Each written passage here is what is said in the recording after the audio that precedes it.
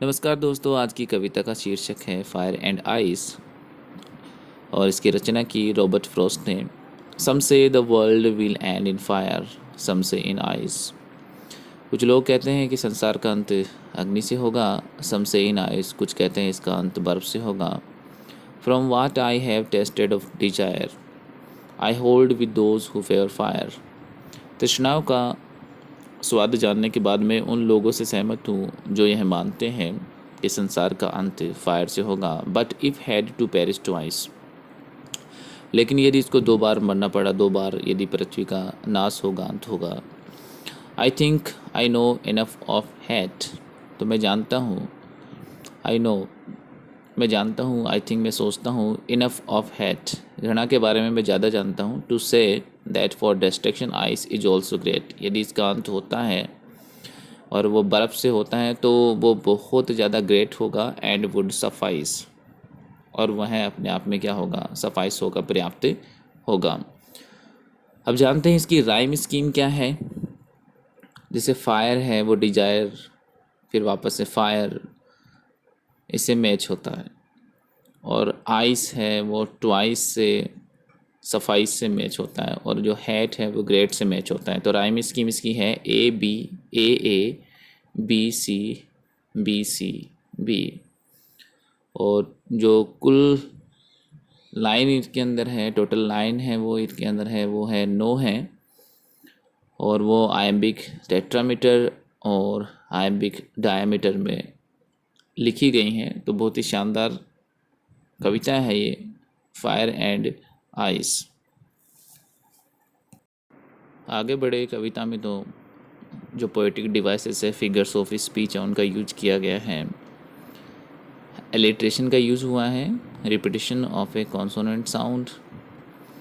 For example the sound of F in favour fire, और sound of W in world will, यानी यहाँ पे use किया गया है एलिट्रेशन का। एलिट्रेशन के बाद में जो पोएटिक डिवाइस है वो है anaphora, repetition of a word or expression at the start of 2 or more consecutive lines, उसे एनाफोरा बोलते हैं।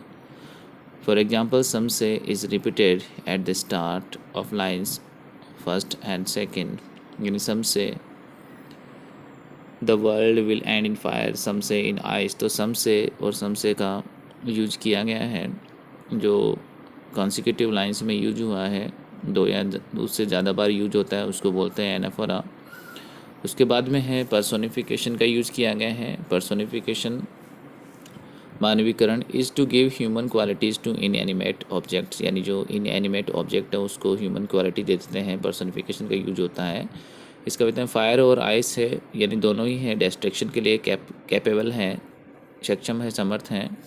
तो पोइट पर्सोनिफाई करता है फायर को, आइस को, क्योंकि ऐसा लगता है कि उनको माइंड दिया गया है और पावर दी गई है, यानी वो हर एक चीज़ को डिस्ट्रॉय कर सकते हैं। तो इसलिए हम समझ सकते हैं फायर और आइस का यहाँ पे पर्सोनिफिकेशन हुआ है, मानवीकरण किया गया है। उसके बाद में हम आगे बढ़ते हैं। इंजैबमेंट का यूज हुआ है। It is defined as the thought or clause that does not come to an end at a line break, rather it moves over to the next line. Example के लिए from what I have tasted of desire I hold with those who favour fire, यानी पहली line अगली line तक चलती रहती हैं, तो उसे हम कहते हैं इंजैबमेंट कहते हैं। अब बारी आती है एक्सप्लेनेशन की। The poet Robert Frost expresses his idea, अपने आइडिया को एक्सप्रेस करते हैं, that the world would and either by ice और फायर, की वर्ल्ड का जो एंड होगा वो या तो आइस से होगा या फायर से होगा। One group says that the earth will get so heated, एक ग्रुप कहता है, एक समूह कहता है कि ये बहुत ज़्यादा गर्म हो जाएगी, that it will lead to fire destroying the earth, की फिर इतनी गर्म हो जाएगी कि जो फायर है वो अर्थ को डिस्ट्रॉय कर देगी। जो सेकंड ग्रुप है इज़ ऑफ द ओपिनियन, उनकी ये राय है, that the earth temperature will go down, कि पृथ्वी का जो टेम्परेचर है वो काफ़ी कम हो जाएगा। This will make life on earth impossible, और इससे पृथ्वी पर जीवन असंभव हो जाएगा। Fire has been compare to desire and hatred, और आग है उसको कंपेयर किया गया है डिज़ायर और हैटर से।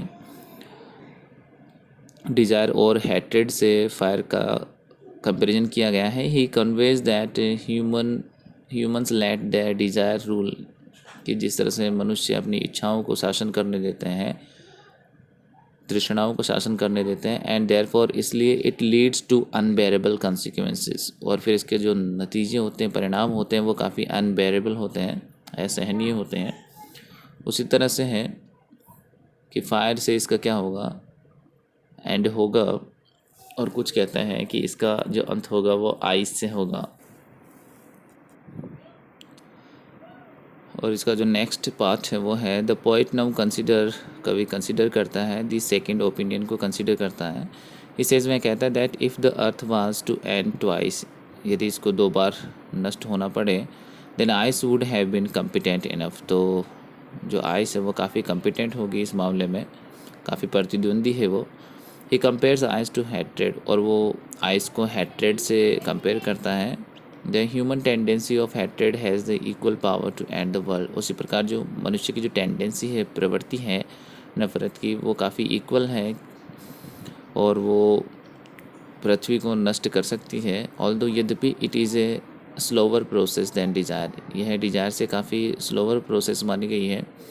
सो इसलिए ice is equally good as fire to destroy life on earth and bring it to an end, तो आइस है वो फायर से काफ़ी अच्छी है और ये जीवन को समाप्त कर सकती है पृथ्वी पर, and bring to it an end, और वह इसका अंत ला सकती है।